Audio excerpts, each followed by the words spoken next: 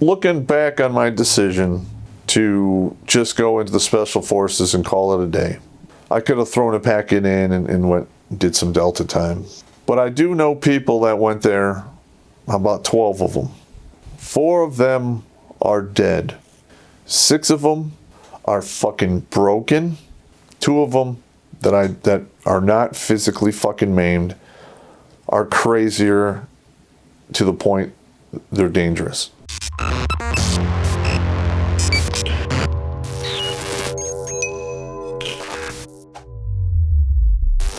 Hello everybody, Terrence Popp here with another episode, live from the Lair. Alright, apparently there's some big news that the ISIS leader got smoked and Delta Force ran his ass down and he blew himself up and killing himself and 3 of his children. Alright, let's talk about that, because I received a lot of questions in regards to Delta Force and if I ever worked with them or not. Okay, now, I was never an official member of Delta Force. I was a Green Beret, okay? And even though they're both under the same umbrella, they have 2 different missions. One's direct action, which focuses mainly on, mount or urban environments, and the other is small unit tactics and non-conventional warfare, foreign internal defense missions, and so forth. When I was 22, Delta came out to the Ranger barracks and they were taking names. And I remember I threw my name on the list and I took their PT test and did like a 15-mile speed march for them. Knocked it out of the park, but they basically pulled me aside and said, hey, good job, Sergeant, but you're a little on the young side, you're too young. They wanted to get somebody who's like a minimum of 24, 25 years old. And I was too green. So I threw my packet in to the Special Forces. The rest is history.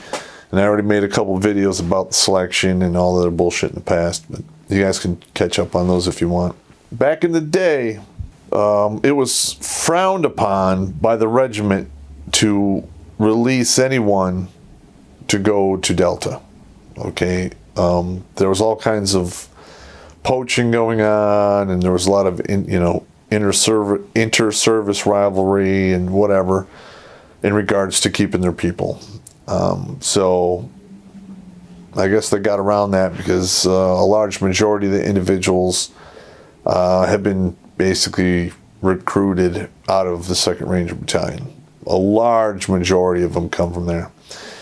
I did 2 years in 2nd Bat, and I know, I'm not going to say his name, but one of my roommates while I was at 2nd Ranger Battalion actually went to Delta after he left the Bat and stayed there for the rest of his career. He's retired now, and word on the street is, this is just rumor control. If I can't really say anything of any detail or substance, but that particular individual was downstairs in the consolidation point when they took out Osama bin Laden.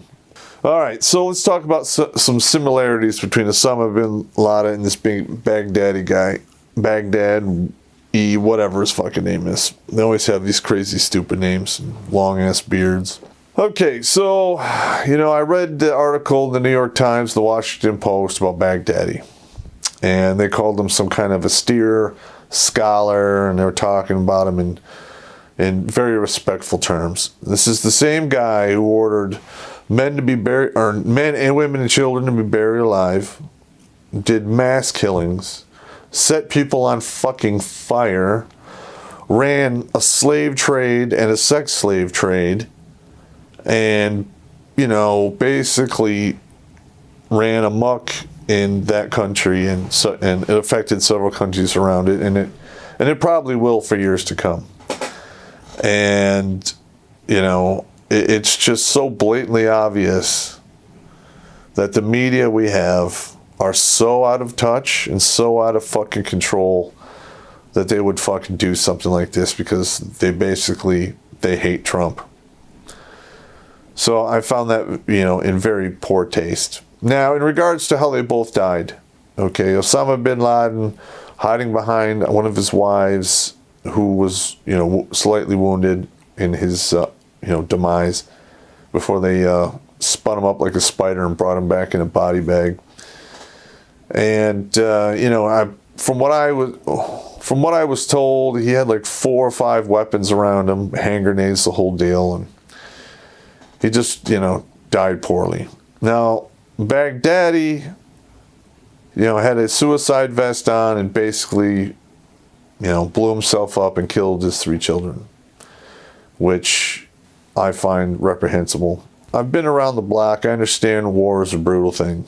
And no matter how careful you are, no matter how well you fucking plan, nobody in either of the formations, either friendly or enemy, has a big S on their chest. They're not Superman. They can't see through walls. They can't fucking run faster than the speed of sound. They're just ordinary men. They make decisions. They execute those decisions. Things fucking happen. People die. But, killing his sons, I don't even know if they're all his sons. So there might have been 3, I don't know. I think he had 6 kids living in the compound. And I'm just assuming they were the sons. So I could be wrong on that. Don't hold my feet to the fire. But yeah, I thought that was pretty reprehensible. Looking back on my decision to just go into the special forces and call it a day, because there were 2 other times, after I had got my Green Beret and I had, some years under my belt on one of the teams, in the reserve team in 12th group, I could have thrown a packet in and went and did some Delta time. But I do know people that went there, about 12 of them. 4 of them are dead. 6 of them are fucking broken, husks of men that they once were. 2 of them that are not physically fucking maimed are crazier to the point they're dangerous. All right, people just don't go there and come back, in a good frame of mind. I mean, I only did a little over 2 years in the 2nd Ranger Battalion, and that shit fucking warped me. And one of the main reasons why I didn't want to stay in the regiment for any length of time is because I saw the NCOs that spent long periods of time there, and they become institutionalized to how that shit works. All right, and I did not like what I saw. So now that, I'm retired and I'm on the outside looking in, yes, my health is not the best, but there are some out there that are way worse than me, who are stuck in wheelchairs, who can't even fucking walk, spend their days on morphine pumps, just waiting for the sweet release of death. It makes my headaches that I deal with next to nothing. So it is what it is. All right, now Delta Force, they get the cream of the crop of equipment. Same thing with SEAL Team 6. And in fact, SEAL Team 6 and Delta Force, they do 3-month rotations of who's, in the chute to be first responders for any crises in the world. And they switch at least that's how it used to work, every 3 months. It could be totally different now. I have no idea. This is information that was told to me like a good 6 or 7 years ago. Other than that, I really, didn't, ask a lot of the guys who came back from there. I did not, grill them for a lot of questions or intel. I just, I've been around the block long enough to know that some shit you just don't ask a dude. If he wants to tell you, it's great, but you don't try to force any information out of him or anything like that, or because it's fucking disrespectful. So I let it be. Yeah, but I would really like to fire some of the new sniper weapons they have, and they have all of the fucking new thermal fucking goggles, the anti-thermal suits, and and just a whole fucking nut roll of fucking crazy whiz-bang material, including like personal drones and shit that, you know, that follow them around when they're doing their deal to give them a 360 bird's eye view, you know, which is fucking awesome.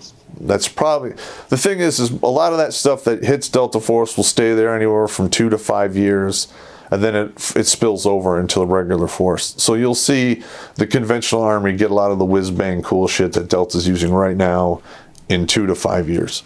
You know, it's the way it is. They get the good shit. All right, now, this is another question I got here, and I get it all the time. Pogues, fobbits, and remps.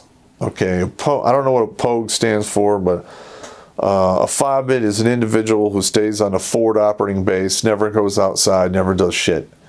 And a remp is called a rear echelon motherfucker. And I think that one was cooked up in Vietnam. Not sure. Maybe World War II. I'm going to be honest. I'm not good at lying. When I was in my, you know, when I came in the Army and I had to deal with remps as a private 9th ID, I did not like them. They were not helpful to me at all.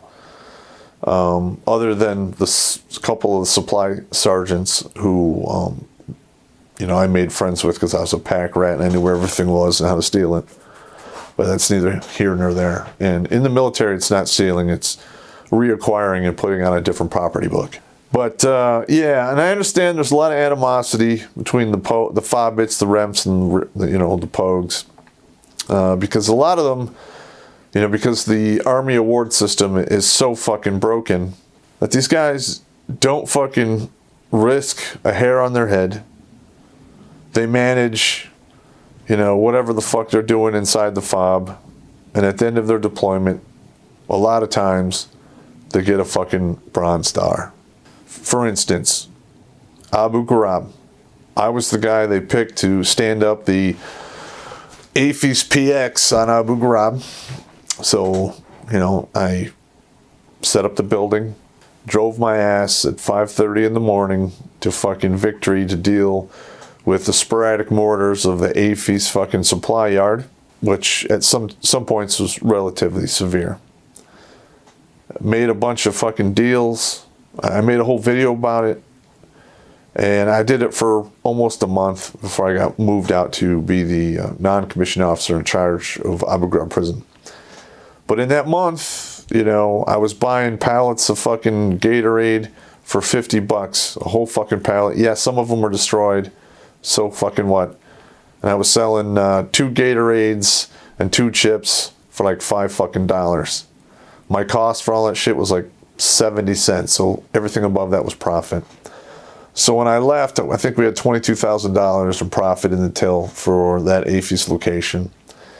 And the sergeant first class who took over that AFIS location for me and basically just ran it till they left, got a Bronze Star because she had like $18,000 or $20,000 in profit above and beyond cost, which, you know, what's neither here nor there.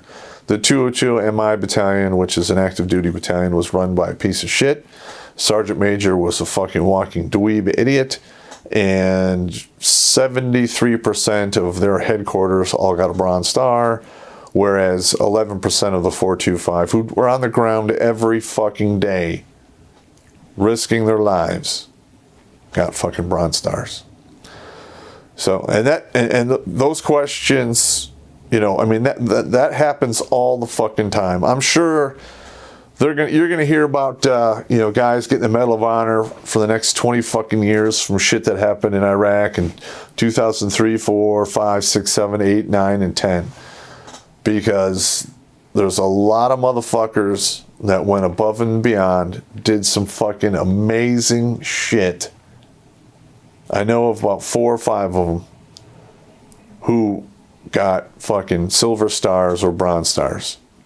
Because apparently the Army can't run their own fucking awards boards when it gets fucking that high up. They have the Navy sitting in, and the Navy fucking downgrades their shit, so these guys get fucked. It's absolutely disgraceful. Okay, so I know for a fact that the main problem between, the guys on the ground and the rear echelon guys is that the way the awards come across, okay? And it's valid. It's a valid argument. When I got to about 24, I realized that not everyone can do what I do. Not everyone can throw on a ruck and do a airborne shuffle for a fucking marathon. Climb a rope with a rucksack, fucking, walk through the cross country, through the woods, jungle, desert, prairie, whatever the fuck it is, mountains. They just can't do it. They're not built that way. Their minds fucking don't have the drive, the discipline, or they don't have the pain tolerances. Got it. All right. Does that mean that they have no place? No, it doesn't. Because I have met some rear echelon, fobbit, pogue motherfuckers that were fucking so good at their job. It was legendary. It was just fucking amazing. Like, for instance, let's see, one of the corps we were attached to had a headquarters down in Victory. And, I had made friends with their supply sergeant. Apparently, one of his platoon sergeants was one of the sergeants I trained who always talked about me. So, we clicked right off the bat. He's a good dude. And that dude knew how to fucking surf the paperwork, get almost anything you wanted with very little fucking questions asked. And some of the shit that I got from my men, I can say no shit helped me save their fucking lives. Because when the 425 rolled into fucking Victory, we had 21 M60 machine guns. 2 of them were deficient free. The rest of them had deficiencies, and over half of them had deadline deficiencies. They shouldn't have been fired, let alone brought into country. We didn't have any Mark 19s or 50 cal machine guns. Let's see, we had M4s and M16A2s, and that's it. We did get some guys, some ACOGs, and some different fucking aim points, some night vision fucking supplementation, signed out some additional Mark 19s and 50 cal. Equipment, we got the main 50 cals, from the 202 MI. They were serviceable, but we did get a lot of the extra shit that above and beyond. I hand receipted it from this guy over in Victory, and before I left, I went and got it back to him so he wouldn't get pinched. That's one. One of the other ones who paid for her, she died. Her name was Gazowitz. All right, she was an E4. And she worked for the 202 MI as an intel analyst. And she spoke 4 languages, Arabic, Farsi, and like 2 other Middle East dialects. And she understood Vietnamese and Chinese as well, but couldn't write it. So she was very fucking smart and really good at the whole language thing. And we worked for the 202 MI battalion, and we could not get current intel to save our fucking dicks. All the intel we got was just the generic bullshit that was, between 6 and 12 days fucking old. All right, when you're in a fucking in a fluid changing war environment, you need to have current intel so you know what the fuck is going on. And this girl came to the barracks because she was hot. She was sweet on one of my fucking soldiers. And they hung out all the time. And it got to the point where I just said, listen, you can't be hanging out here all the time unless we have an overarching excuse for you being here. And that's where she said, no problem. I can come in and give you guys an intel dump. And then, I'm like, that'd be great. So she came in every fucking day, at least 4 to 5 days a week, and gave us a fucking quick 35-minute intel dump on shit that they were getting that was by the time we got it, it was about 6 hours old, which is still pretty fucking good. So, I got wounded, I got sent out of the country, and I was at Walter Reed, and apparently she got sent on some bullshit fucking resupply mission from the 202 MI, and her vehicle was struck with an IED and killing her instantly. So she paid the ultimate price.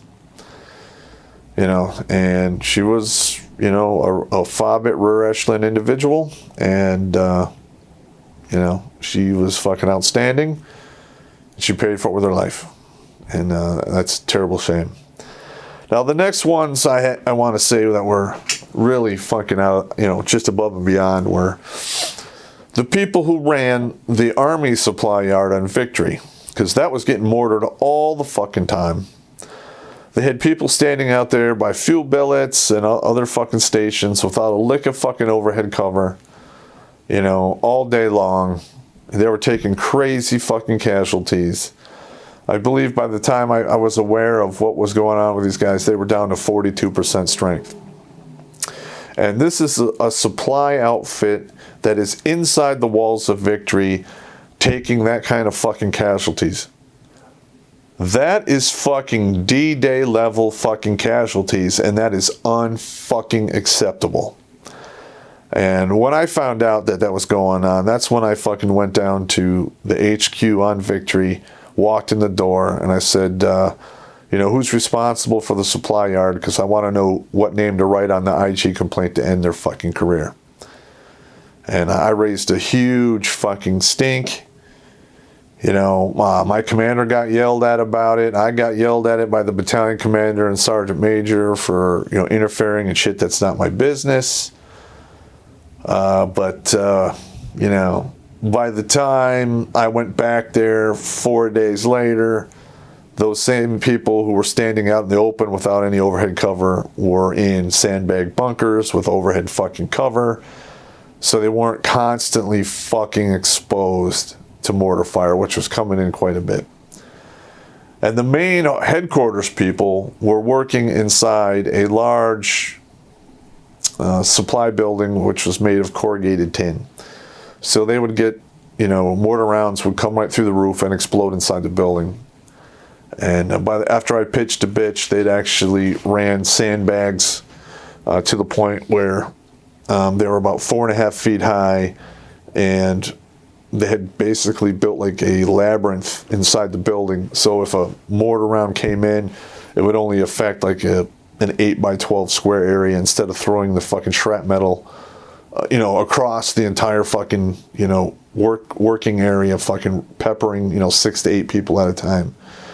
And one of the ladies that worked there, she was a staff sergeant. She was there the whole time I went there for the AFI stuff. And when I went there, when I was the NCOIC for Abu Ghraib, she was hitting the leg with shrapnel, which basically ripped off like all of the fucking meat of her calf. And she got sent back to fucking the States. And that was really upsetting. So I think, from a professional standpoint, for the Army to operate or any fighting force to operate effectively, you got to have the POGs, the REMPs, and the FOBs. It has to happen. All right. Because, if you didn't have the support you had, everything you would eat would come out of a box that would drop from a parachute. Your water would all be in fucking jerry cans, and it wouldn't be cold, and it would be over fucking chlorinated, because that's what they do. You would be always chronically short on fuel and ammunition, because, again, they would drop that by a fucking parachute drop. And that's it. I mean, life gets fucking pretty fucking rough when you're living like that, especially for a year. And those rear echelon people who handle those fucking jobs, are fucking necessary. And I don't agree with the civilian contracting all of the bullshit out for I'm just not cool with that. The Army should go back to being old school and have their own fucking people who run their own fucking, chow and mess and laundry and all the other bullshit that needs to be done to maintain fucking soldiers and a forward operating base. So that's just me. Anyway, gentlemen, we've been going on for about 25 minutes. Sorry it went on a little bit too long, but these things needed to be talked about.